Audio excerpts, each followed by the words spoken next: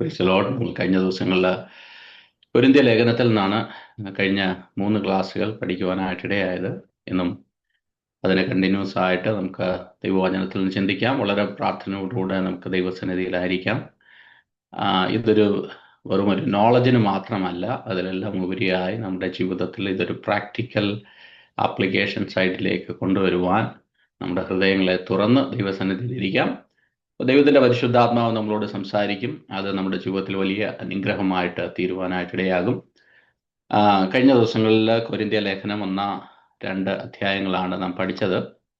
എല്ലാവർക്കും അത് ഓർമ്മയുണ്ടെന്ന് ഞാൻ വിശ്വസിക്കുന്നു. ഒരു റീക്യാപ്പ് ഞാൻ തരുവാനായിട്ട് ആഗ്രഹിക്കുന്നത്, ഫസ്റ്റ് അധ്യായത്തിൽ നാം പഠിച്ചത് വിളിയെ ഓർക്കുക. നമ്മുടെ വിളി എന്താണ്? 3 കാര്യത്തിന് വേണ്ടിയിട്ടാണ് ദൈവം നമ്മളെ വിളിച്ചത്. 1 വിശുദ്ധിക്ക് വേണ്ടിയിട്ട്, 2 കൂട്ടായ്മയ്ക്ക് വേണ്ടിയിട്ട്, 3 ദൈവത്തിന്റെ പർപ്പസിന് വേണ്ടിയിട്ട്. അപ്പൊ ഈ വിളിയെ മറന്നുപോയ ജനം അവര് ഇതെല്ലാം ഉപേക്ഷിച്ച് അവരുടെ ഇടയിൽ ഭിന്നത ഉണ്ടാകുവാനായിട്ട് ഇടയായി.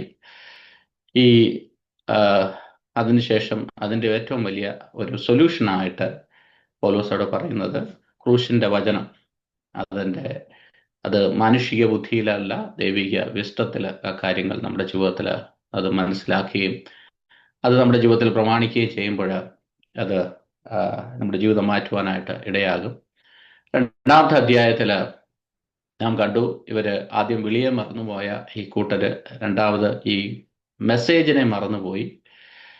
അപ്പോൾ ഈ എന്താണ് സുവിശേഷം? ഇപ്പം പൗലോസിന്റെ പ്രസംഗം എങ്ങനെയായിരുന്നു എന്നുള്ളത് പൗലോസ് വളരെ വ്യക്തമായിട്ട് 2-ാമത്തെ അധ്യായത്തിൽ നമ്മളെ പഠിപ്പിക്കുന്നു. ആത്മാവിന്റെ ശക്തിയോടുകൂടെയാണ് നിങ്ങളോട് ഞാൻ സംസാരിച്ചതെന്നും ഫസ്റ്റ് പാർട്ടിൽ നാം കാണുവാനായിട്ടിടയായി. സെക്കൻഡ് പാർട്ടിൽ 2 വ്യക്തികളെ കുറിച്ച് നാം കാണുവാനായിട്ടിടയായി, 2 കൂട്ടരെ കുറിച്ച്. ഒന്ന് നാച്ചുറൽ മാൻ എന്ന് പറഞ്ഞാൽ മലയാളത്തില് പ്രാകൃത മനുഷ്യൻ എന്ന് പറയുമ്പോൾ അത് നമ്മുടെ മനസ്സിനകത്ത് വരുന്ന ഒരു ചിന്ത വ്യത്യസ്തമായ ഒരു ചിന്തയാണ്. എന്നാൽ ഇവിടെ പറയുന്നത് നോർമലായിട്ടുള്ള രക്ഷിക്കപ്പെടാത്ത വ്യക്തികൾ അവർക്കുള്ള മാനുഷിക ജ്ഞാനത്തിന്റെ കുറവ് കൊണ്ടല്ല അവർ രക്ഷിക്കപ്പെടാത്തത്. പകരം അവർക്ക് പലപ്പോഴും ഇതിന്റെ സത്യം മനസ്സിലാക്കുവാനായിട്ട് പരിശുദ്ധാത്മാവിനാൽ സാധിക്കാവുന്നത് കൊണ്ടാണ് അവർ ഈ വിശ്വാസത്തിലേക്ക് കടന്നു വരാഞ്ഞത്. അപ്പൊ അവരോട് നമ്മുടെ നിലപാട് എന്തായിരിക്കണം, അവരെ എങ്ങനെ നമ്മൾ ട്രീറ്റ് ചെയ്യണം എന്നുള്ളതിനെ കുറിച്ചൊക്കെ കഴിഞ്ഞ ക്ലാസ്സുകളിൽ നമുക്ക് ചിന്തിക്കുവാനായിട്ടിടയായി. 2-മതൊരു കൂട്ടര്, രക്ഷിക്കപ്പെട്ട കൂട്ടര്. ഇവിടെ സ്പിരിച്വൽ ആൻഡ് കാർണൽ മാൻ എന്ന് പറയുമ്പോൾ തന്നെ ഇവിടെ രക്ഷിക്കപ്പെട്ടവര്, രക്ഷിക്കപ്പെടാത്തവര് എന്നുള്ള ഒരു 2 കൂട്ടമായിട്ട് നമുക്കിവിടെ ചിന്തിക്കാം, നമുക്കിവിടെ കാണുവാനായിട്ട് കഴിയും. അവരുടെ പ്രത്യേകതകൾ എന്താണെന്നും കഴിഞ്ഞ അധ്യായത്തിൽ നാം ചിന്തിക്കുവാനായിട്ടിടയായി. ഒരു ഇൻട്രൊഡക്ഷനായിട്ട് ഞാൻ കഴിഞ്ഞ ക്ലാസ്സിലും പറഞ്ഞതുപോലെ 1 മുതൽ 6 വരെയുള്ള അധ്യായങ്ങളിൽ ഈ ദൈവസഭയിലുള്ള ഇഷ്യൂസിനെയാണ് പൗലോസ് അവരോട് ചൂണ്ടിക്കാണിക്കുന്നത്. എന്നാൽ 7-ാമത്തെ അധ്യായം മുതൽ പൗലോസിന്റെ ചില വിഷയങ്ങളോടുള്ള ഒപ്പീനിയൻ താൻ അവിടെ രേഖപ്പെടുത്തിയിരിക്കുന്നു. അത്രയുമാണ് നാം കഴിഞ്ഞ ക്ലാസ്സുകളിൽ ചിന്തിച്ചത്. ഈ 3-ാമത്തെ അധ്യായത്തിന്റെ ചെറിയൊരു പിക്ചർ നോക്കിയാൽ ഇത് 3 മെറ്റഫേഴ്സ് അവിടെ നമുക്ക് കാണാനായിട്ട് കഴിയും. 1 മുതൽ 4 വരെയുള്ള ഭാഗത്തില് ഒരു ഫാമിലി ആയിട്ട് ദൈവസഭയെ ചിത്രീകരിക്കുന്നു. 3 പിക്ചേഴ്സ് ആണ്. അതിനെ ബേസ് ചെയ്തിട്ടാണ് പൗലോസ് ഈ 3-ാമത്തെ അധ്യായത്തിൽ നമ്മളോട് സംസാരിക്കുന്നത്. ആദ്യത്തെ പിക്ചർ ഫാമിലി വിത്ത് ബേബീസ്, ഒരുപാട് കുഞ്ഞുങ്ങളുള്ള ഇമ്മെച്യൂരിറ്റി ഉള്ള ഒരു ഗ്രൂപ്പ്. അപ്പോൾ ഈ സഭ എന്ന് പറയുന്നത് ഒരു ഫാമിലി ആയിട്ട് നമുക്ക് ഒരു ചിത്രം പൗലോസ് അവിടെ വരച്ച് കാണിക്കുന്നു. 2-ാമത്തെ ഒരു പിക്ചർ ഇവിടെ കാണിക്കുന്നത് ദൈവത്തിന്റെ വയൽ, ഗോഡ്സ് ഫീൽഡ് എന്നുള്ളതാണ്. 5 മുതൽ 9 വരെയുള്ള ഭാഗത്തിൽ നമുക്ക് കാണാൻ കഴിയുന്നത്. 3-ാമത്തത് ഗോഡ്സ് ബിൽഡിംഗ്, അത് ദൈവത്തിന്റെ മന്ദിരമാണ്. അതെങ്ങനെ പണിയണം, എന്തുകൊണ്ട് പണിയണം എന്നുള്ളതിനെ കുറിച്ചൊക്കെ 10 മുതൽ 23 വരെയുള്ള ഭാഗത്തിൽ നമുക്ക് കാണാൻ സാധിക്കും. അപ്പൊ ഇതിന്റെ ഒരു കീ ആയിട്ടുള്ള ഒരു വേർഡ് 9-ാമത്തെ വാക്യത്തില്, 3-ാം അധ്യായത്തിന്റെ 9-ാമത്തെ വാക്യത്തില് പൗലോസ് പറയുന്നു, ഞങ്ങൾ ദൈവത്തിന്റെ കൂട്ടുവേലക്കാർ, നിങ്ങൾ ദൈവത്തിന്റെ കൃഷി, ദൈവത്തിന്റെ ഗൃഹനിർമ്മാണം. ഈ പറയുന്ന 3 കാര്യങ്ങളെ ബേസ് ചെയ്തിട്ടാണ് ഈ 3-ാമത്തെ അധ്യായത്തിൽ പറഞ്ഞിരിക്കുന്നത്. പല വിഷയങ്ങളെയാണ് അഡ്രസ് ചെയ്തിരിക്കുന്നതെങ്കിലും ഈ 3 പിക്ചറിൽ നിന്നുകൊണ്ടാണ് പൗലോസ് ഈ വിഷയങ്ങളെ അഡ്രസ് ചെയ്യുന്നത്. അപ്പോൾ 1 മുതൽ 3 വരെയുള്ള വാക്യത്തിൽ 3-ാമത്തെ അധ്യായത്തിലേക്ക് നമുക്ക് കടക്കാം. 1 മുതൽ 3 വരെയുള്ള വാക്യം നമുക്കൊന്ന് വായിക്കാം. എന്നാൽ സഹോദരന്മാരെ, നിങ്ങളോട് എനിക്ക് ആത്മീകന്മാരോടെന്ന പോലെ അല്ല, ജഡീകന്മാരോടെന്ന പോലെ, ക്രിസ്തുവിൽ ശിശുക്കളായവരോടെന്ന പോലെ അത്രേ സംസാരിപ്പാൻ കഴിഞ്ഞുള്ളൂ. ഭക്ഷണമല്ല, പാൽ അത്രേ ഞാൻ നിങ്ങൾക്ക് തന്നത്. ഭക്ഷിപ്പാൻ നിങ്ങൾക്ക് കഴിവില്ലായിരുന്നു, ഇപ്പോഴും കഴിവായിട്ടില്ല. ഇന്നും നിങ്ങൾ ജഡീകന്മാരല്ലോ. നിങ്ങളുടെ ഇടയിൽ ഈർഷ്യയും പിണക്കവും ഇരിക്കെ നിങ്ങൾ ജഡീകന്മാരും ശേഷം മനുഷ്യരെ പോലെ നടക്കുന്നവരുമല്ലയോ? Price the Lord. ഇതിന്റെ 2 കൂട്ടരെ കുറിച്ച് ഈ അവസാന അധ്യായത്തിൽ നാം വായിക്കുവാനായിട്ടിടയായി. അവിടെ നാച്ചുറൽ മാൻ, അവരെ കുറിച്ച് പറയുന്നു, they don't have any visions, they are unsaved people. And the spiritual മാൻ എന്ന് പറയുന്നത് സേവ്ഡ് ആയിട്ടുള്ള ആൾക്കാരെ കുറിച്ചാണ്. ഈ സ്പിരിച്വൽ ആൾക്കാരിൽ തന്നെ 2 കൂട്ടരെ കുറിച്ച് 1 മുതൽ 3 വരെയുള്ള വാക്യത്തിൽ പറയുന്നു. നിങ്ങൾ രക്ഷിക്കപ്പെട്ടു, പക്ഷേ നിങ്ങളോട് എനിക്ക് ആത്മീയന്മാരോട് എന്ന പോലെ അല്ല, ജഡീകന്മാരോട് എന്ന പോലെ, യേശു ക്രിസ്തുവിൽ ശിശുക്കളായവരോട് എന്ന പോലെ അത്രേ സംസാരിക്കുവാനായിട്ട് കഴിഞ്ഞുള്ളൂ. അപ്പോൾ ഇതൊരു സ്പിരിച്വൽ ബേബീസ്, വളരെ ആഴത്തിൽ നാം മനസ്സിലാക്കേണ്ട ഒരു കാര്യമാണ്. നമ്മുടെ ദൈവസഭകളിൽ ഒരു കുടുംബം പോലെയാണെങ്കിൽ, നമ്മുടെ ഭവനത്തിൽ വ്യത്യസ്ത പ്രത്യേകിച്ച് കൊച്ചു കുഞ്ഞുങ്ങളുള്ള, ഇൻഫൻ്റ് ആയിട്ടുള്ള കുഞ്ഞുങ്ങളുള്ള ഭവനങ്ങളിൽ 2 ഡയറ്റ് കാണും. 2 തരത്തിലുള്ള ഫുഡ് ഉണ്ടാക്കേണ്ടതായിട്ട് വരും. ഒന്ന് കുഞ്ഞുങ്ങൾക്ക് വേണ്ടിയിട്ടുള്ളത്, അവർക്ക് കഴിക്കുവാൻ കഴിയുന്നത്, അവർക്ക് അബ്സോർവ് ചെയ്യാൻ കഴിയുന്ന ആ തരത്തിലുള്ളൊരു ഫുഡ് അവിടെ ഉണ്ടാക്കേണ്ടതായിട്ട് വരും. പ്രത്യേകിച്ചും ഇവിടെ പൗലോസ് പറയുന്നു, ഇവൻ ഫുഡ് പോലും കഴിക്കാൻ കഴിയാത്ത, പാല് മാത്രം കുടിക്കാൻ കഴിയുന്ന ഒരു കൂട്ടര്. നമ്മുടെ ഒരു ഫാമിലി ആയിട്ടൊന്ന് കമ്പയർ ചെയ്ത് നോക്കിയാൽ നമുക്ക് മനസ്സിലാക്കാം. ഈ കുഞ്ഞുങ്ങൾക്ക് പാല് മാത്രം കുടിക്കുന്ന ഒരു സമയത്ത് പേരൻസിന് ഒരിക്കലും അവർക്ക് ഒരു സോളിഡ് ഫുഡ് കൊടുക്കത്തില്ല. അവർ പാല് കുടിച്ച് ഒന്ന് വളർന്ന് അടുത്ത ഒരു സ്റ്റേജിലേക്ക് വന്നെങ്കിൽ മാത്രമേ അവർക്ക് ചെറുതായിട്ട്, നമുക്കറിയാം നമ്മുടെ വീട്ടിലൊക്കെ ഈ അരിയൊക്കെ ചോറൊക്കെ അത് സ്ക്യൂസ് ചെയ്ത് ഇന്ന് ഒരുപാട് ബേബി ഫുഡൊക്കെ അവൈലബിൾ ആണ്.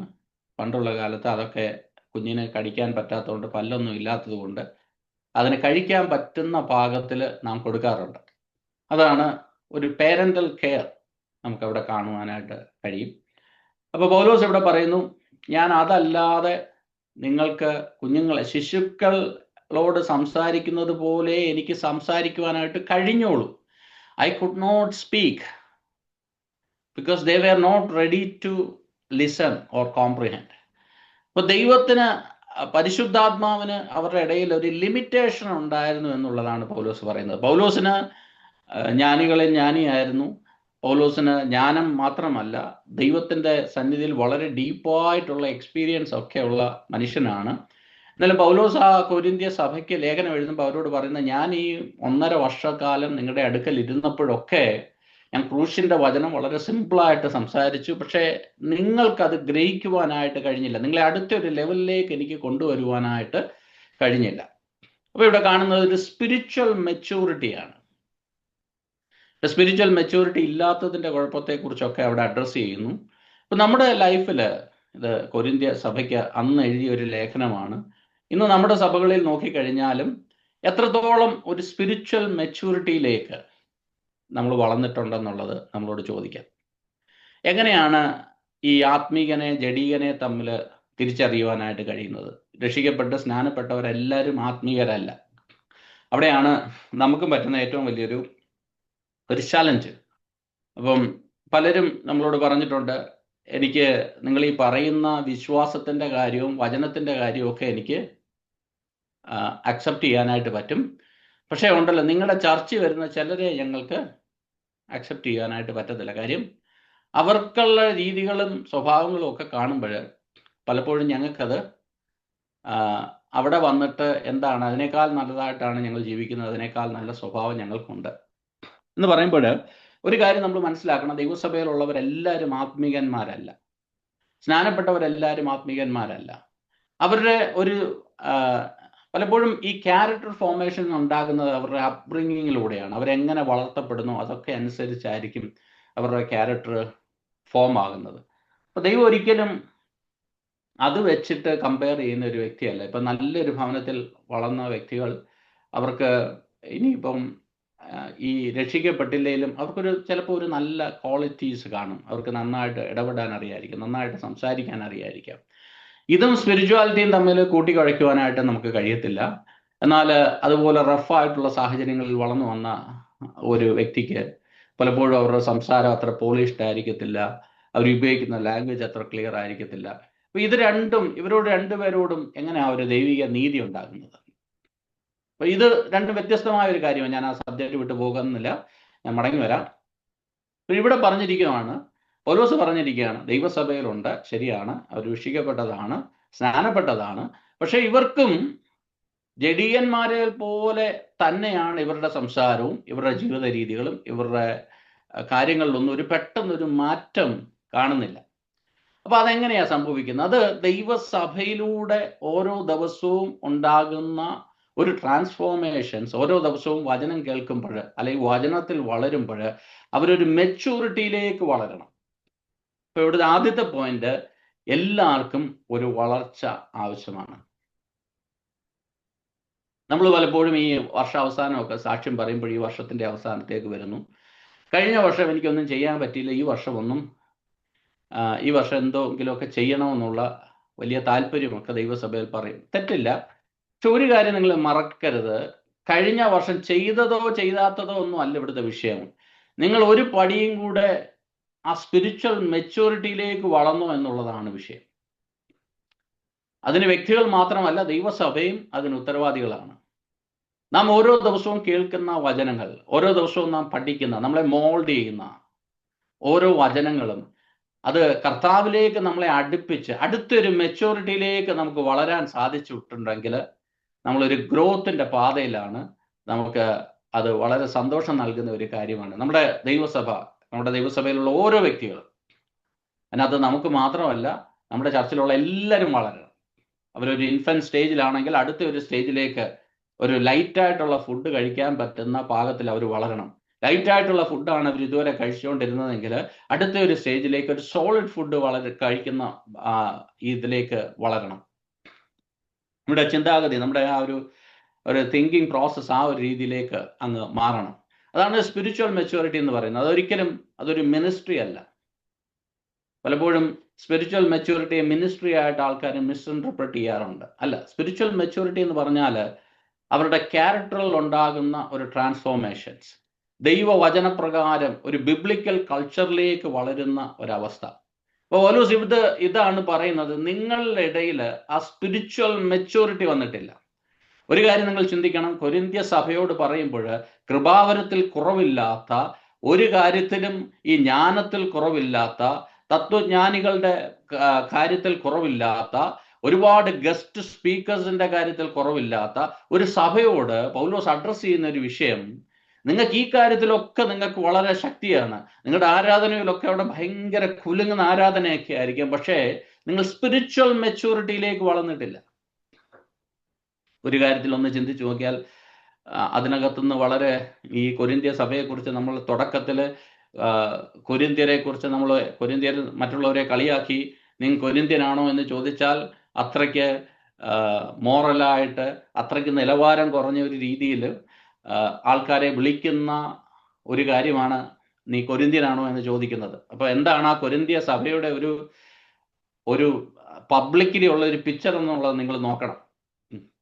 അപ്പൊ എന്നാൽ ഇന്ന് നാം ചിന്തിക്കുമ്പോൾ, ഇത്രയും വർഷങ്ങൾക്ക് ശേഷം നമ്മുടെ സഭകളിലും ഉള്ള വിഷയങ്ങൾ ഇതൊക്കെയല്ലേ? നമുക്ക് ജ്ഞാനത്തിന് കുറവുണ്ടോ?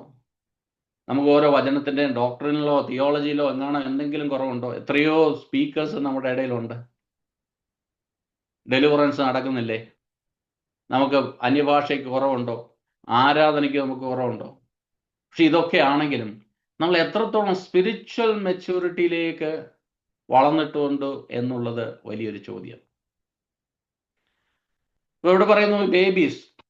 അപ്പൊ എങ്ങനെയാ നമുക്ക് സ്പിരിച്വൽ മെച്യൂരിറ്റിയിലേക്ക് വളർന്നു എന്ന് ചിന്തിക്കുന്നത്? നമ്മുടെ വർഷത്തെ, ഇത്രയും ഞാൻ വിശ്വാസിച്ച് വന്നിട്ട് 25 വർഷമായി എന്ന് പറഞ്ഞാൽ ഞാൻ സ്പിരിച്വൽ മെച്യൂരിറ്റിയിലേക്ക് വളർന്നിട്ടുണ്ടോ ഇല്ലയോ? അങ്ങനെ വർഷത്തെ കണക്കനുസരിച്ച് നമുക്ക് പറയുവാനായിട്ട് പറ്റത്തില്ല, ഡിഫൈൻ ചെയ്യുവാനായിട്ട് കഴിയത്തില്ല. ഇത്രയും പുള്ളി 20 വർഷമായിട്ട് ചർച്ച വരുന്നു, അതുകൊണ്ട് പുള്ളി അങ്ങ് മൂപ്പനാക്കിയേക്കാം. അങ്ങനെ സ്പിരിച്വൽ മെച്യൂരിറ്റിയെ നമുക്ക് അങ്ങനെ അളക്കുവാനായിട്ട് കഴിയത്തില്ല. എങ്ങനെയാണ് സ്പിരിച്വൽ മെച്യൂരിറ്റി അളക്കാൻ പറ്റുന്നതെന്ന് ചോദിച്ചാൽ, ഇവിടെ പറയുന്നു ചില ഇൻഡിക്കേഷൻസ് പൗലോസ് ഇവിടെ പറഞ്ഞിരിക്കുന്നു എങ്ങനെയാണ് സ്പിരിച്വൽ മെച്യൂരിറ്റീസിനെ അളക്കാനായിട്ട് കഴിയുന്നത്. ഇവിടെ പറയുന്നു, ഒന്ന് ബേബിയെ സംബന്ധിച്ചുള്ള പ്രശ്നം എന്ന് പറഞ്ഞാൽ, ഇൻഫന്റിനെ സംബന്ധിച്ചുള്ള പ്രശ്നം എന്ന് വെച്ചാൽ പാലല്ലാതെ എന്ത് കഴിച്ചാലും പുള്ളി ഛർദ്ദിക്കും. കാര്യം പുള്ളിക്ക് അതേ ഡൈജസ്റ്റ് ചെയ്യത്തുള്ളൂ. പാലെന്താ, സോളിഡ് ഫുഡ് എന്താണെന്ന് നമുക്ക് അങ്ങോട്ട് ചിന്തിക്കാം. അതൊരു വലിയ പ്രശ്നമാണ്. രണ്ടാമത്തെ ഒരു കാര്യം എന്ന് വെച്ചാൽ, ഈ ബേബിയെ സംബന്ധിച്ച ഒരു പ്രശ്നം, പുള്ളിക്ക് ഒരു റോളും ഒരു റൂൾസും പുള്ളിക്ക് ആപ്ലിക്കബിൾ അല്ല. നമ്മുടെ അടുത്തുള്ള കൊച്ചു കുഞ്ഞുങ്ങൾ ഏതെങ്കിലും റൂൾസ് അവർക്ക് ആപ്ലിക്കബിൾ ആണ്? ജീവിതത്തിൽ ഏതെങ്കിലും നമ്മുടെ ഫാമിലി കടന്നു പോകുന്ന ഏതെങ്കിലും സിറ്റുവേഷനിൽ ഏതെങ്കിലും റെസ്പോൺസിബിലിറ്റി പുള്ളി എടുക്കൂ? പക്ഷെ പുള്ളിയുടെ ആഗ്രഹം എന്താ? ഈ കുടുംബത്തിലുള്ള 4 പേര് 4 ചുറ്റും ഇരുന്ന് പുള്ളിയെ കളിപ്പിച്ചുകൊണ്ടിരിക്കണം, അല്ലേ? പുള്ളിയോട് ചിരിക്കുമ്പോൾ പുള്ളിയോട് ചിരിക്കണം. രാത്രി പുള്ളി എണ്ണീറ്റിരുന്ന് കഴിഞ്ഞാൽ നമ്മൾ എണ്ണീറ്റിരിക്കണം. എന്നിട്ട് പുള്ളിയെ ടേക്ക് കെയർ ചെയ്യണം, അല്ലെങ്കിൽ പുള്ളി കരയും. ഇതൊക്കെ ആത്മീയമായിട്ട് നോക്കിക്കഴിഞ്ഞാൽ ഏതാണ്ടൊക്കെ നല്ല ഒരു കമ്പാരിസൺ അല്ലേ പൗലോസ് ഇവിടെ പറഞ്ഞിരിക്കുന്നത്.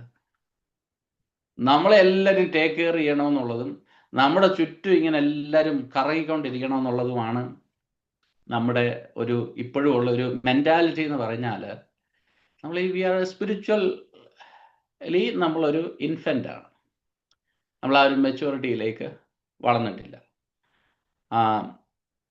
ഈ മെറ്റഫറിൽ തന്നെ പൗലോസ് മറ്റൊരു കാര്യം ഇവിടെ പറഞ്ഞിരിക്കുന്നത്, ഇത് എങ്ങനെ തിരിച്ചറിയാമെന്ന് ചോദിച്ചാൽ ഇതിൻ്റെ 3-ാമത്തെ വാക്യത്തിൽ വളരെ വ്യക്തമായിട്ട് പൗലോസ് പറയുന്നു എങ്ങനെയാണ് ഈ അവരുടെ ക്യാരക്ടർ, അതിനെ വെച്ചിട്ട് നമുക്ക് തിരിച്ചറിയാം. 3-ാമത്തെ വാക്യം ഒന്ന് വായിക്കാം. നിങ്ങളുടെ ഇടയിൽ ഈർഷ്യയും പിണക്കവും ഇരിക്കെ നിങ്ങൾ ജഡികന്മാരും ശേഷം മനുഷ്യരെ പോലെ നടക്കുന്നവരുമല്ലയോ?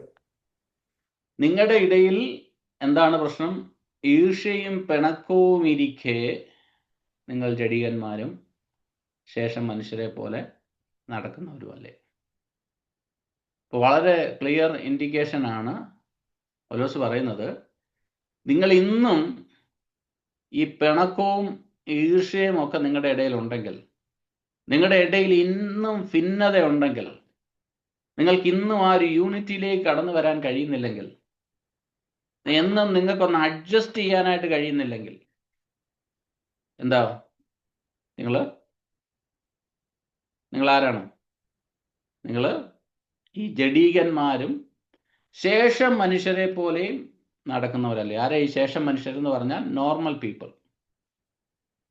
ഇന്ന് രസം എന്ന് പറഞ്ഞാൽ നോർമൽ പീപ്പിളിൽ പോലും കാണാത്ത രീതിയിലുള്ള കാര്യങ്ങളിലേക്ക് നമ്മൾ വല്ലാതെ താഴ്ന്നു പോയി.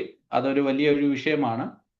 അപ്പം നമുക്ക് ചിന്തിച്ചാൽ ഇതാണ് നമ്മളെ മറ്റുള്ളവരിൽ നിന്ന് ഡിവൈഡ് ചെയ്ത് കാണിക്കുന്ന, അല്ലെങ്കിൽ ഇങ്ങനെയുള്ള ഇൻഡിക്കേഷൻസ് ഒക്കെയാണ് നമ്മളെ മനസ്സിലാക്കി തരുന്നത് നമ്മൾ ജഡീയന്മാരാണോ ശേഷം മനുഷ്യരെ പോലെയുള്ളവരാണോ. ഞാനൊരു ഉദാഹരണം പറഞ്ഞാൽ, ഞങ്ങൾ ഒരിക്കൽ ഒരു ചർച്ചിൽ ഇങ്ങനെ പ്രസംഗിച്ചുകൊണ്ടിരുന്നപ്പോൾ ഈ ജഡീയന്മാരെ കുറിച്ച് സംസാരിച്ചപ്പോൾ അവിടെയുള്ള കുറച്ച് സഹോദരന്മാരെല്ലാം ഒരു സഹോദരനെ നോക്കുന്നുണ്ട്. അപ്പം എന്താണ് ആ സഹോദരനെ നോക്കുന്നത് വെച്ചാൽ, ഈ പുള്ളിയുടെ കയ്യിൽ റാഡോ വാച്ചാണ് കിടക്കുന്നത്.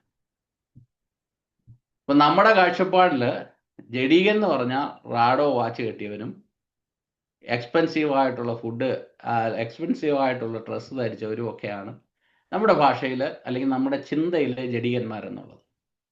ഇവിടെ പൗലോസ് പറയുന്ന ജഡീകന്മാരെന്ന് പറഞ്ഞാൽ ഈർഷ്യയും പിണക്കവും ഉള്ളവരെയാണ് ജഡീകന്മാരെന്ന് പൗലോസ് വളരെ വ്യക്തമായിട്ട് ഇവിടെ വരച്ച് കാണിക്കുന്നത്.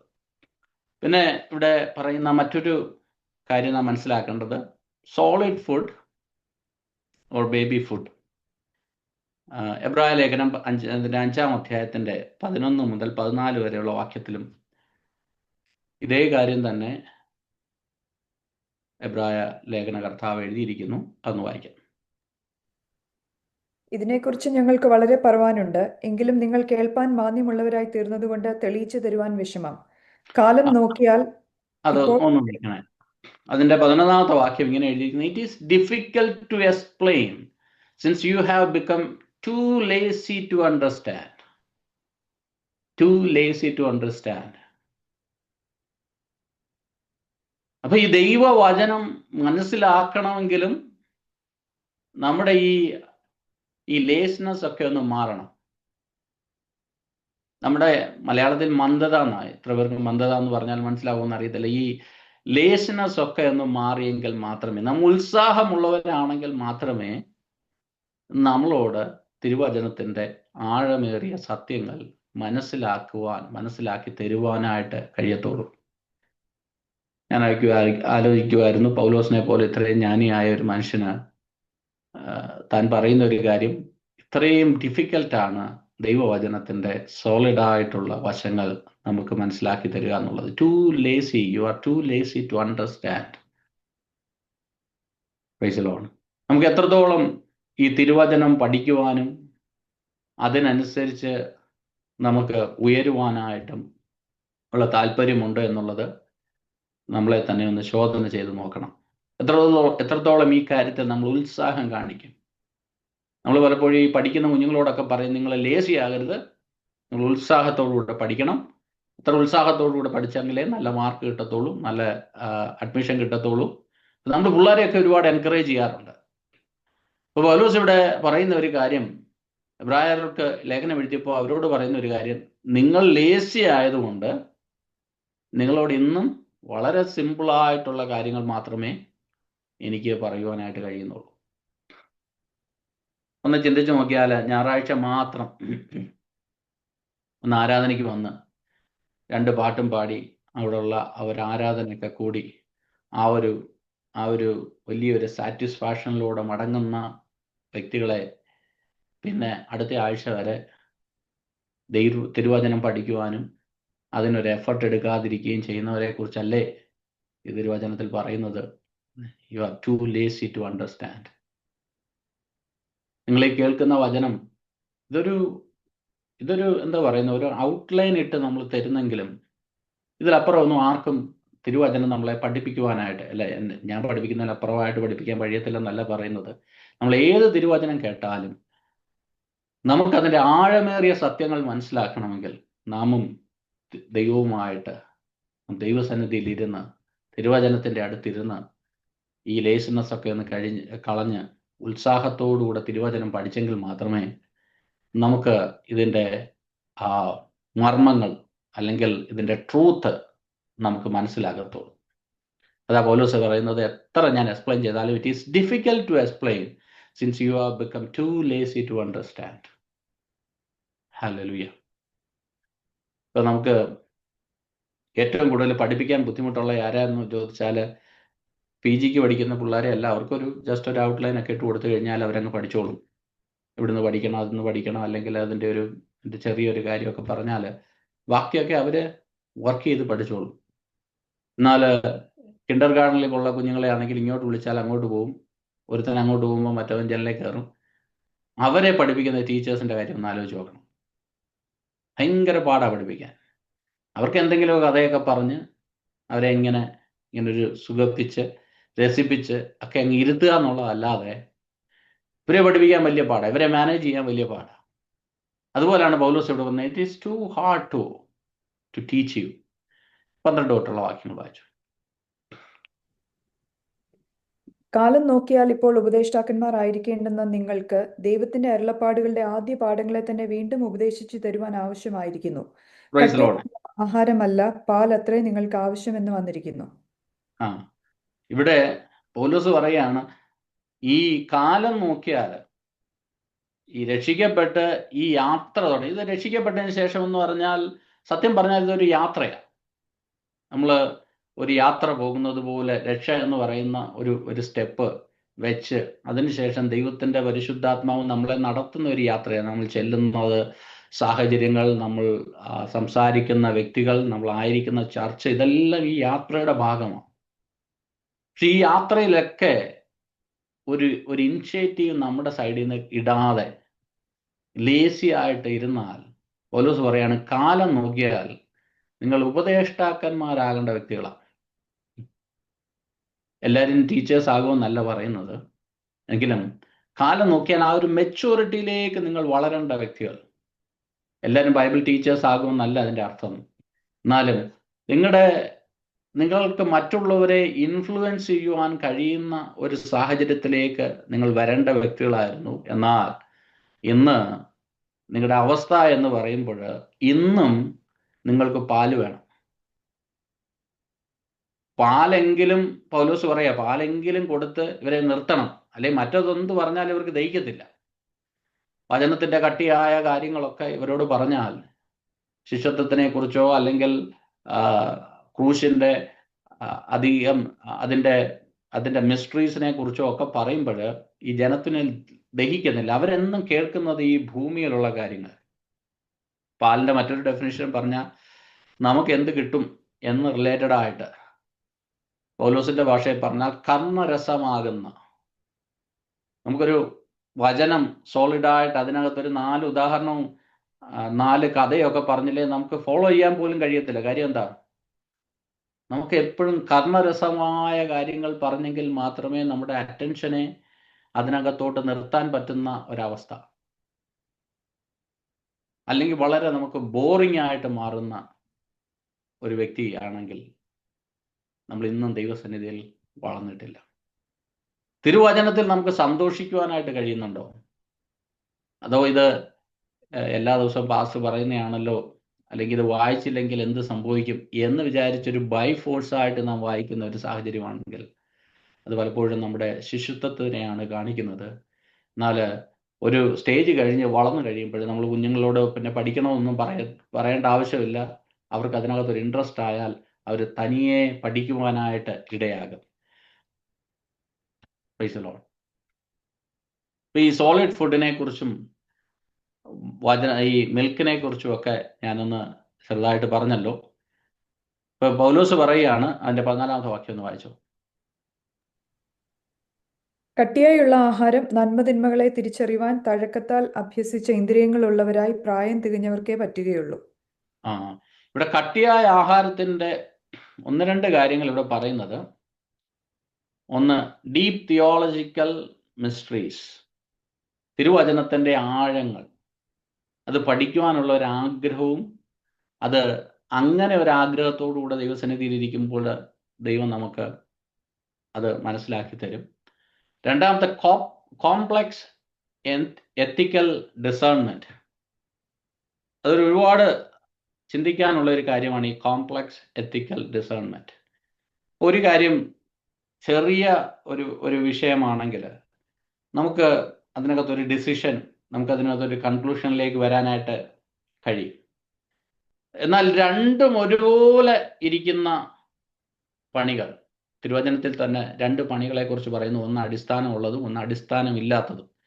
പക്ഷെ ഈ 2 പണിയും 2 ബിൽഡിങ്ങും വെളിയിൽ നിന്ന് കണ്ടാൽ ഒരുപോലെ ഇരിക്കും. 2 ചർച്ചും കണ്ടാൽ ഒരുപോലെ ഇരിക്കും. മനസ്സിലാകുന്ന ഭാഷയിൽ പറഞ്ഞ 2 പ്രസംഗവും കേട്ടാൽ ഒരുപോലെ ഇരിക്കും. പക്ഷേ ദൈവവചനത്തിന്റെ ആഴം, സോളിഡ് ഫുഡ് കഴിച്ചിട്ടുള്ളവർക്കാണ് ഇതിന്റെ ഡിഫറൻസ് ഡിസേൺ ചെയ്യുവാനായിട്ട് കഴിയത്തുള്ളൂ. നാം സ്പിരിച്വലി വളരുമ്പോൾ ഒരുപാട് ഇങ്ങനെയുള്ള വിഷയങ്ങൾ വരും. ഇതിനെ എങ്ങനെ ഡിസേൺ ചെയ്യാൻ കഴിയും? തിരുവചനത്തിന്റെ ആഴം നമുക്ക് മനസ്സിലായെങ്കിൽ മാത്രമേ ഇതിനകത്ത് ഏതാണ് സത്യം, ഏതാണ് സത്യമല്ലാത്തത് എന്ന് നമുക്ക് മനസ്സിലാക്കാനായിട്ട് സാധിക്കത്തുള്ളൂ. ഇതൊരു ചിന്തിക്കേണ്ട ഒരു വിഷയമാണ്. പലപ്പോഴും നമുക്ക് മനസ്സിലാകാത്ത ഒരുപാട് സത്യങ്ങൾ തിരുവചനത്തിൽ ഇന്നുമുണ്ട്. കാര്യം നാം എല്ലാവരും പഠിച്ചുകൊണ്ടിരിക്കുകയാണ്. നേരത്തെ പറഞ്ഞതുപോലെ പൗലോസിന്റെ ആദ്യത്തെ പിക്ചറിൽ പൗലോസ് വരച്ച് കാണിക്കുന്നത് ഒരു ഫാമിലിയാണ്. ഈ ഫാമിലിക്ക് ഒരു ഗ്രോത്ത് വേണം. എല്ലാവരും വളരണം. എല്ലാവരും ഓരോ വർഷം കഴിയുമ്പോഴും വളരണം. അവർ ഓരോ വളർച്ചയിലും, ഇപ്പം പ്രായമുള്ളവർക്കാണെങ്കിലും അവരുടെ ജീവിതത്തിൽ അവർ വളരുമ്പോൾ ഓരോ ലെവലിലുള്ള മെച്യൂരിറ്റിയിലേക്ക് അവർ കടന്നു പോയിക്കൊണ്ടിരിക്കുക. കാര്യം അവരുടെ സാഹചര്യങ്ങൾ വെളിയിൽ നിന്ന് നോക്കുമ്പോൾ പലതും ആ ഒരു ഡിഫറൻസ് കാണുന്നില്ലെങ്കിൽ പോലും അവരുടെ ലൈഫിൽ ആ ഒരു ക്യാരക്ടറിനകത്തും അവരുടെ ഡിസിഷൻ മേക്കിങ്ങിനകത്തും അവരുടെ റിയാക്ഷനകത്തും ഒക്കെ ആ ഒരു ഡിഫറൻസ് ഉണ്ടാകണം. അതാണ് പൗലോസ് അവിടെ ആഗ്രഹിക്കുന്ന ഒരു കാര്യം. മൂന്നാമത്, സോളിഡ് ഫുഡിനെ കുറിച്ച് പറയുന്നത് ഈ understanding suffering divine wisdom and cross paradoxes. ഇതൊക്കെ കഴിഞ്ഞ ദിവസങ്ങളിൽ നമ്മളൊന്ന് തൊടുവാനായിട്ടിടയായി. ഇതിനെക്കുറിച്ചൊക്കെ കുറച്ചുകൂടെ ഒരു ആഴത്തിൽ ദൈവം നമുക്ക് വെളിപ്പെടുത്തി നൽകും, നാം ഒന്ന് വളരുവാനായിട്ട് ആഗ്രഹിക്കുമ്പോൾ. പക്ഷെ നമ്മളൊരു ശിശു ആയിരിക്കുന്നിടത്തോളം കാലം നമ്മൾ ഈ ഡെലിവറൻസിനകത്തും നമ്മൾ ഈ ബ്ലെസ്സിങ്ങിനകത്തും ഒക്കെ മാത്രമായിട്ട് ഇങ്ങനെ ചുറ്റി നടക്കും. അത് വേണ്ടാന്നല്ല ഞാൻ പറഞ്ഞതെന്ന് വെച്ചാൽ അടുത്തൊരു സ്റ്റേജിലേക്ക് നമ്മൾ കയറത്തില്ല. നമ്മുടെ ഒരു സ്പിരിച്വൽ ഗ്രോത്ത് ഫിസിക്കൽ ഗ്രോത്തുമായിട്ട് നമുക്ക് കമ്പയർ ചെയ്ത് നോക്കിയാൽ പണ്ടുള്ള അണ്ടർസ്റ്റാൻഡിങ് ഒക്കെ മാറും. പണ്ടെല്ലാം നമ്മൾ വാങ്ങുന്നവരായിരുന്നു, പിന്നെ നമ്മൾ കൊടുക്കുന്നവരായിട്ട് മാറും. പണ്ടെല്ലാം ഇങ്ങനെ കുഞ്ഞുങ്ങളെ സംബന്ധിച്ച് അവരെല്ലാം റിസീവ് ചെയ്യുന്നവർ, അവരെ സംബന്ധിച്ച് ഒന്നും കോൺട്രിബ്യൂട്ട് ചെയ്യുന്നില്ല. എന്നാൽ വളർന്നു കഴിയുമ്പോൾ നമ്മുടെ റെസ്പോൺസിബിലിറ്റി വർദ്ധിക്കും, നാം കോൺട്രിബ്യൂട്ട് ചെയ്യുന്നവരായിട്ട് മാറാനായിട്ട് ഇടയാകും.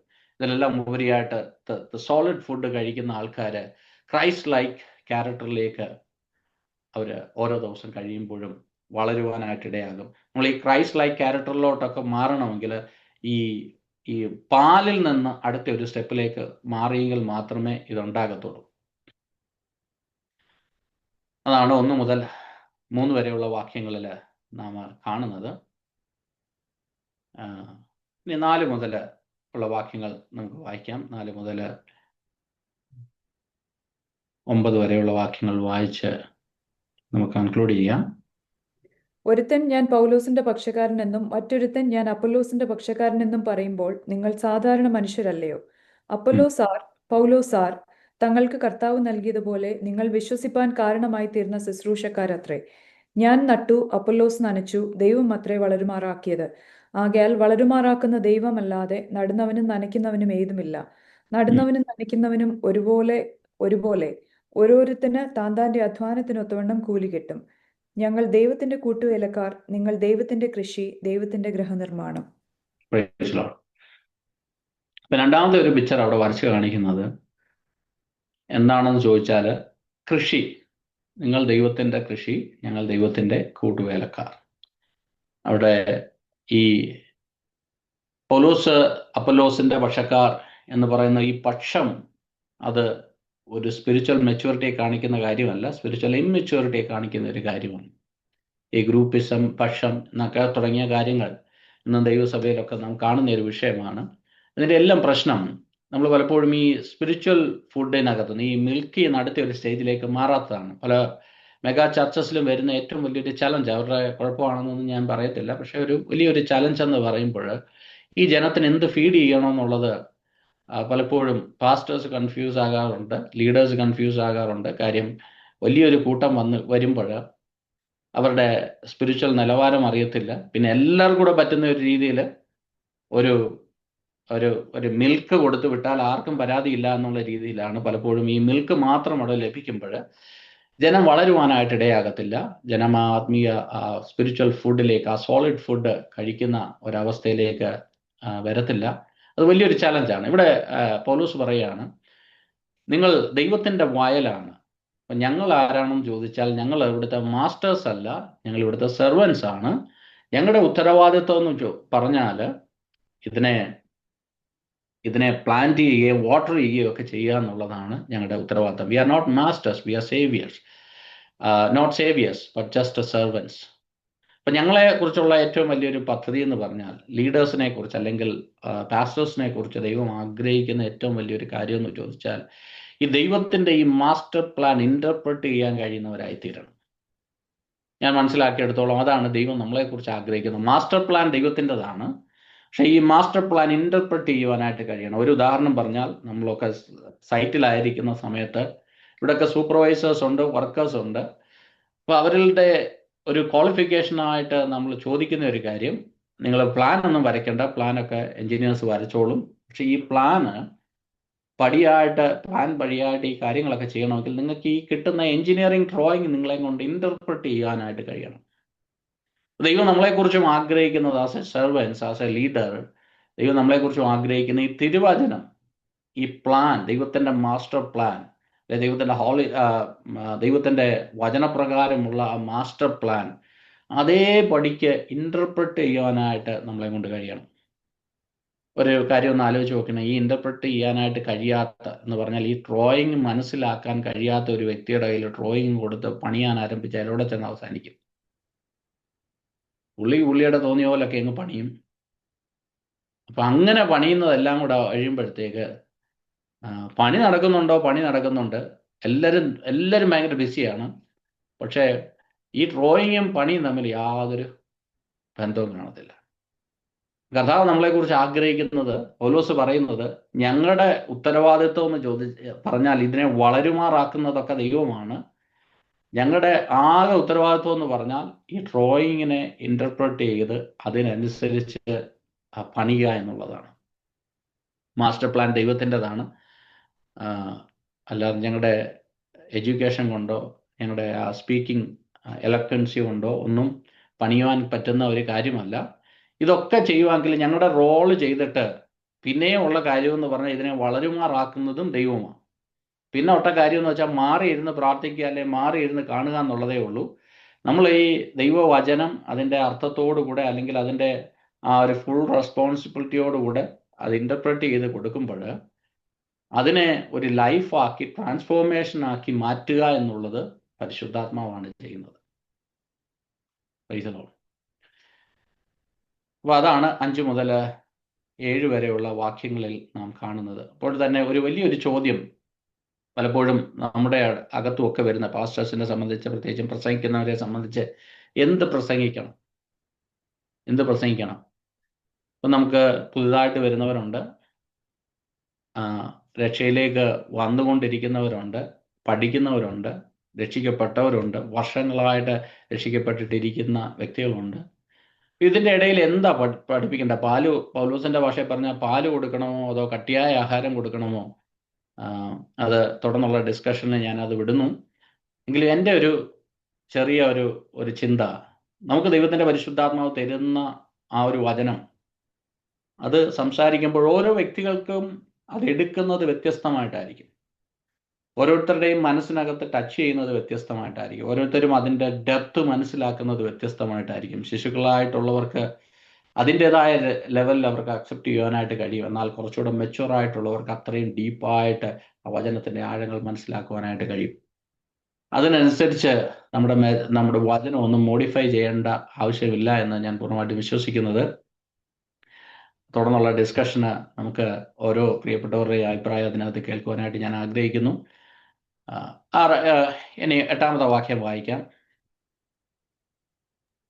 ഇപ്പോൾ പൗലോസ് ഇവിടെ പറയുന്ന ഒരു കാര്യം, ഇതൊക്കെയാണെങ്കിലും ഇതിനകത്ത് പറയാൻ ഉദ്ദേശിക്കുന്ന ഒരു കാര്യം, നമ്മുടെ എല്ലാം ഇൻറ്റൻഷൻ ഭയങ്കര ഇമ്പോർട്ടൻ്റ് ആയിട്ടുള്ളൊരു കാര്യമാണ്. പൗലോസ് പറയുന്നത്, നിങ്ങൾക്ക് ലീഡേഴ്സായിട്ട് നിങ്ങൾക്ക് പല തരത്തിലുള്ള കൃപാവരങ്ങളെ ദൈവം തന്നിട്ടുണ്ട്. 8-ാമത്തെ വാക്യം ഒന്ന് വായിച്ചോ. നടുന്നവനും നനയ്ക്കുന്നവനും ഒരുപോലെ ഓരോരുത്തന് താൻ്റെ അധ്വാനത്തിന് ഒത്തവണ്ണം കൂലി കിട്ടും. ഇവിടെ പറയുന്നു, നടുന്നവനും നനയ്ക്കുന്നവനും ഒരുപോലെ ഓരോരുത്തർക്കും അവരവരുടെ അധ്വാനത്തിനനുസരിച്ച് കൂലി കിട്ടും. അപ്പം നമ്മുടെ ഈ പർപ്പസ് വലിയ ഒരു ഇമ്പോർട്ടൻ്റ് ആയിട്ടുള്ളൊരു കാര്യമാണ്. ഡിഫറെൻറ്റ് റോൾസ് ഉണ്ട്. നമുക്ക് മനസ്സിലാകുന്ന ഒരു ഭാഷയെ പറഞ്ഞാൽ, നമ്മുടെ ക്യാമ്പിൽ കഴിഞ്ഞ ഈ വർഷം നമുക്കൊരു ക്യാമ്പ് നടന്നു. ആ ക്യാമ്പിൽ ഒരുപാട് ഫങ്ഷൻസ് ഉണ്ടായിരുന്നു. അതിനകത്ത് ഗസ്റ്റ് സ്പീക്കർ ഉണ്ടായിരുന്നു, കാര്യങ്ങൾ ക്രമീകരിച്ചവരുണ്ട്, മീറ്റിംഗ് ലീഡ് ചെയ്തവരുണ്ട്, ഇതിലെല്ലാം ഉപരിയായിട്ട് അവിടെ ഫുഡ് ക്രമീകരിച്ചവരുണ്ട്. ഒന്ന് ആലോചിച്ച് നോക്കിയാൽ ഇതിനകത്ത് സ്പിരിച്വൽ കാര്യം മാത്രമല്ല, ഇതെല്ലാം ഇതിൻ്റെ ഭാഗമാണ്. പക്ഷെ ഇതിനെല്ലാം നമ്മുടെ ആ ഒരു ഇൻറ്റൻഷൻ, ഒരേ ഇൻറ്റൻഷനോടുകൂടിയാണ് നമ്മൾ ചെയ്യുന്നത്. ഇപ്പോൾ പ്രസംഗിച്ച ഒരാളുടെ ഇൻറ്റൻഷൻ ഇതിനകത്തൊരു ആത്മീയ വർധനം ഉണ്ടാകണം. കുക്ക് ചെയ്ത ഒരാൾ ഫിസിക്കലായിട്ടുള്ള ഒരു അധ്വാനവും അതിൻ്റെ ഒരു പർപ്പസും, അവരുടെയും ഇൻറ്റൻഷൻ ഇത് തന്നെയാണ്. നമ്മളിങ്ങനെ ഒരു ക്യാമ്പ് നടത്തുന്നതിനകത്തൊരു പർപ്പസ് എന്ന് പറഞ്ഞാൽ ഇതിനകത്തൊരു സ്പിരിച്വൽ ഗ്രോത്ത് ഉണ്ടാകണം, അല്ലെങ്കിൽ നമ്മുടെ നെക്സ്റ്റ് ജനറേഷൻ കർത്താവിന് വേണ്ടിയിട്ട് എണ്ണിക്കണം. ഇതിൻ്റെ കാര്യങ്ങൾ ക്രമീകരിച്ചവരുണ്ട്, ട്രാൻസ്പോർട്ടേഷൻ ക്രമീകരിച്ചവരുണ്ട്, ഫുഡ് വാങ്ങിയവരുണ്ട്, ഇതിനുള്ള ഒരുപാട് റൂമിൻ്റെ കാര്യങ്ങൾ ക്രമീകരണങ്ങൾ ചെയ്തവരുണ്ട്, ക്ലീൻ ചെയ്തവരുണ്ട്. പക്ഷെ ഇതിൻ്റെ എല്ലാം ഇൻറ്റൻഷൻ ഓൺ പർപ്പസ് ഒന്നായിട്ട് മാറുമ്പോൾ പൗലോസ് പറയുന്നത്, നമ്മൾ പലതരത്തിലുള്ള വേലകൾ ചെയ്യുമ്പോഴും വിത്ത് വൺ പർപ്പസ്, നമുക്ക് ഓരോരുത്തർക്കും നമ്മുടെ എത്രത്തോളം അത് നമ്മുടെ ഹൃദയത്തിൽ സിൻസിയറായിട്ട് നാം അതിനകത്ത് ചെയ്തിട്ടുണ്ടോ അതിനനുസരിച്ച് നമുക്ക് റിവാർഡ് തരുന്ന ഒരു ദൈവം. ഞാൻ പറഞ്ഞ മനസ്സിലായോ? ചർച്ചസിനകത്തൊക്കെ വരുന്ന ഒരു വലിയൊരു പ്രശ്നം, ഞങ്ങൾക്ക് ആ റോള് കിട്ടിയില്ല, ഞങ്ങൾക്ക് കിട്ടിയ റോള് ഇതാണ്, ഞങ്ങൾക്ക് സ്റ്റേജ് കിട്ടിയില്ല. ഇതൊക്കെ ഒരു കൈൻഡ് ഓഫ് നമ്മളെ ഒന്ന് മിസ്ലീഡ് ചെയ്യുന്ന കാര്യങ്ങളാണ്. പക്ഷെ ഇതെല്ലാം നമ്മുടെ ഒരു മൈൻഡ് സെറ്റൊക്കെ ഒന്ന് മാറി, ഞാൻ എന്ത് ചെയ്താലും ഞാൻ ചെയ്യുന്നത് ഫുള്ളി ആ കർത്താവിന് വേണ്ടിയിട്ടാണ് ചെയ്യുന്നത്. ഇത് കുറച്ചൊരു കൾച്ചറൽ സംഭവം കൂടെ ഇതിനകത്തുണ്ട്. ഞാൻ പറയാൻ സമയമുണ്ടോയെന്ന് അറിയത്തില്ല. ഞാൻ ഒരു ഉദാഹരണം പറഞ്ഞാൽ, ഞാനൊരു ടർക്കിയിലൊരു ക്യാമ്പിന് പോയപ്പോൾ അവിടുത്തെ ഒരു മെയിൻ സ്പീക്കർ, ഞങ്ങൾ ടർക്കിയിൽ നിന്ന് സൗദി അറേബ്യ വന്ന് ഒരു മെയിൻ കോൺഫറൻസിന് പ്രസംഗിച്ച ഒരു മെയിൻ സ്പീക്കർ അവിടുത്തെ ക്യാമ്പിന് ചെന്ന് കഴിഞ്ഞപ്പോൾ അവിടുത്തെ വാഷ്റൂമിൻ്റെ മുമ്പിൽ ബോർഡും പിടിച്ചുകൊണ്ട് നിൽക്കുകയാണ്. വാഷ്റൂം ഈ സൈഡിലോട്ടെന്നുള്ള ബോർഡും പിടിച്ചതിന് എനിക്ക് പവർഫുൾ സ്പീക്കറായിരുന്നു പുള്ളിക്കാരത്തി. അന്നത്തെ മീറ്റിങ്ങിൽ സൗദി അറേബ്യയിൽ വന്ന് എനിക്ക് തോന്നുന്നു ഒരു 300-400 ആൾക്കാർ വരുന്ന വലിയൊരു മീറ്റിങ്ങിൽ പ്രസംഗിച്ച ഒരു പുള്ളിക്കാരത്തിയാണ്. അവിടെ ചെന്നപ്പോൾ ഈ ആരോയും പിടിച്ചുകൊണ്ട് നിൽക്കുക. ആ വലിയ കോൺഫറൻസ്, ഏതാണ്ട് 3000 to 5000 മിഷണറീസ് അറ്റൻഡ് ചെയ്തൊരു കോൺഫറൻസിൽ, ആ കോൺഫറൻസിലും പുള്ളിക്കാരത്തി സംസാരിക്കുന്നുണ്ട്. ഹല്ലേലൂയ. ഈ പർപ്പസ് പലപ്പോഴും നമ്മുടെ മാറുന്നത് കൊണ്ട് നമ്മുടെ അറ്റൻഷൻസ് മാറാനായിട്ട് ഇടയാകും. അതേ ഒരു പർപ്പസിൽ നമുക്ക് ഡിഫറെൻറ്റ് റോളുണ്ട്. ഇതെല്ലാം ദൈവരാജ്യത്തിന് വേണ്ടിയിട്ടാണ്, ദൈവത്തിൻ്റെ നാമത്തിൻ്റെ മഹത്വത്തിന് വേണ്ടിയിട്ടാണ്. ഇത് നമ്മുടെ മഹത്വത്തിന് വേണ്ടിയിട്ടല്ല എന്നുള്ള ഒരു ചിന്ത അകത്ത് വരുമ്പോൾ നമുക്ക് ഈ മിനിസ്ട്രിയിൽ ഈ കോമ്പറ്റീഷൻ മാറി കൊളാബറേഷനായിട്ട് മാറും. ഈ ഒരു വലിയ മൈൻഡ് സെറ്റ് നമ്മുടെ ജീവിതത്തിൽ നടക്കണം. ഇത് ലീഡേഴ്സിനോട് ചേർന്നിട്ട് പറയുകയാണ്, നിങ്ങൾ ദൈവത്തിൻ്റെ വയലാണ്. ഇവിടെ വിതയ്ക്കുന്നവനുണ്ട്, നനയ്ക്കുന്നവനുണ്ട്, കൊയ്യുന്നവരുണ്ട്. ഇവിടെ ഇതിനെ വാട്ടറൊക്കെ അതിൻ്റെതായ ലെവലിൽ കൺട്രോൾ ചെയ്യുന്നവരുണ്ട്. ഒരുപാട് ആക്ടിവിറ്റീസ് ഒരു വിതയും കൊയ്ത്തിനും ഇടയിൽ നടക്കാനായിട്ടുണ്ട്. ഇന്നലെ ചെയ്ത ആക്ടിവിറ്റീസ് ആയിരിക്കത്തില്ല ഇന്ന് ചെയ്യുന്നത്. അതിന് വ്യത്യസ്തമായ ആൾക്കാർ ചെയ്തെങ്കിലേ ശരിയാകത്തുള്ളൂ. പക്ഷെ ഇതിൻ്റെ എല്ലാം പർപ്പസ് എന്ന് പറഞ്ഞാൽ ഒരു കൊയ്ത്തുണ്ട്. ആ കൊയ്ത്തിന് വേണ്ടിയിട്ടാണ് നമ്മൾ പ്രിപ്പയർ ചെയ്യുന്നത്. ഞാൻ അന്നത്തെ കാലത്തിൽ അവർക്ക് മനസ്സിലാകുന്ന രീതിയിലാണ് 2 ഉദാഹരണങ്ങൾ പൗലോസ് ഇവിടെ പറഞ്ഞിരിക്കുന്നത്. ഒന്ന്, നിങ്ങൾ ദൈവത്തിൻ്റെ മന്ദിരം, അല്ലെങ്കിൽ ആ മന്ദിരത്തെ കുറിച്ച് നമ്മൾ അടുത്ത ആഴ്ച ചിന്തിക്കും. നിങ്ങൾ ദൈവത്തിൻ്റെ ഭവനം, ആസ് എ ഫാമിലി. അതിനകത്ത് യങ്ങായിട്ടുള്ളവരുണ്ട്, ഡിഫറെൻറ്റ് മെച്യൂരിറ്റിയിലുള്ള ആൾക്കാരുണ്ട്. നിങ്ങളെക്കുറിച്ച് ദൈവം ആഗ്രഹിക്കുന്ന ഒറ്റ കാര്യം എന്ന് പറഞ്ഞാൽ ആ ഒരു മെച്യൂരിറ്റിയിലേക്ക് വളരുക എന്നുള്ളത്. രണ്ടാമത് പറയുന്നത്, നിങ്ങൾ ദൈവത്തിൻ്റെ കൃഷി. ഇതിനകത്ത് കൃഷിക്കാർ ഒരുപാടുണ്ട്. ഞാൻ പലപ്പോഴും ചിന്തിക്കുന്ന ഒരുപാടെടുത്ത് ഈ കൃഷിയുടെ ഉദാഹരണം പറഞ്ഞിരിക്കുന്നു. ഈ കൃഷി എന്ന് പറഞ്ഞാൽ ഒരു വലിയ എക്സ്പെക്റ്റേഷനിലൂടെയായി വിതയ്ക്കുന്നത് തൊട്ട് വളമിടുന്നത് തൊട്ട് ഇതിൻ്റെ എല്ലാ കാര്യങ്ങളും വളരെ എക്സ്പെക്റ്റേഷനിലൂടെ ആയിരിക്കുന്നു. ഒരു കൃഷിക്കാരനെ സംബന്ധിച്ച് ഒരു ദിവസത്തെ പരിപാടി കഴിഞ്ഞ് പുള്ളി വീട്ടിൽ പോയിരിക്കുന്നതല്ല.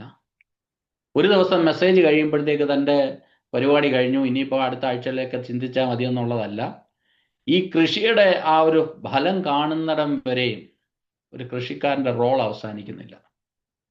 ഒന്ന് ആലോചിച്ച് നോക്കണേ, നമ്മുടെ സഭകളിലൊക്കെ അത്രയ്ക്കൊരു വലിയ പർപ്പസിന് വേണ്ടിയിട്ടാണ് നമ്മൾ ചെയ്യുന്നതെന്നുള്ള കാര്യം. ഹല്ലേലൂയ. ഓരോ ദിവസത്തെയും മെസ്സേജ്, ഓരോ ദിവസവും നമ്മൾക്ക് ലഭിക്കുന്ന വളം, ചിലപ്പോൾ ഈ വെള്ളം കൂടിപ്പോയാലും പ്രശ്നമാണ്, അല്ലേ? വെള്ളം കൂടിപ്പോയാലും കൃഷി നശിച്ചു പോകും. അപ്പോൾ അതിനൊക്കെ അനുസരിച്ച് എല്ലാം വളരെ കൺട്രോൾഡായിട്ട് കാര്യങ്ങൾ ചെയ്ത് മുന്നോട്ട് പോയെങ്കിൽ മാത്രമേ നാം ആഗ്രഹിക്കുന്ന ഒരു കൊയ്ത്ത്, ദ എൻഡ്. അപ്പോൾ ഈ കൃഷിക്കാരൻ്റെ ജീവിതത്തിൽ ഓരോ ദിവസവും താൻ കാണുന്ന സ്വപ്നം ഈ വിതച്ചതല്ല, അതിനുശേഷം കഴിച്ച ഭക്ഷണമല്ല, അതിന് ശേഷം കണ്ട വ്യക്തികളെയല്ല. എല്ലാ ദിവസവും താൻ കാണുന്ന സ്വപ്നം ആ ഒരു കൊയ്ത്താണ്. ഹല്ലേലൂയ. നമ്മുടെ ജീവിതത്തിലും നമ്മുടെ ഏറ്റവും വലിയ ആ സ്വപ്നം ആ വലിയ കൊയ്ത്തായിട്ട് മാറട്ടെ. അതാകുമ്പോൾ നമ്മൾ ഓരോ ദിവസവും ചെയ്യുന്ന, ഓരോ ദിവസവും അധ്വാനിക്കുന്ന.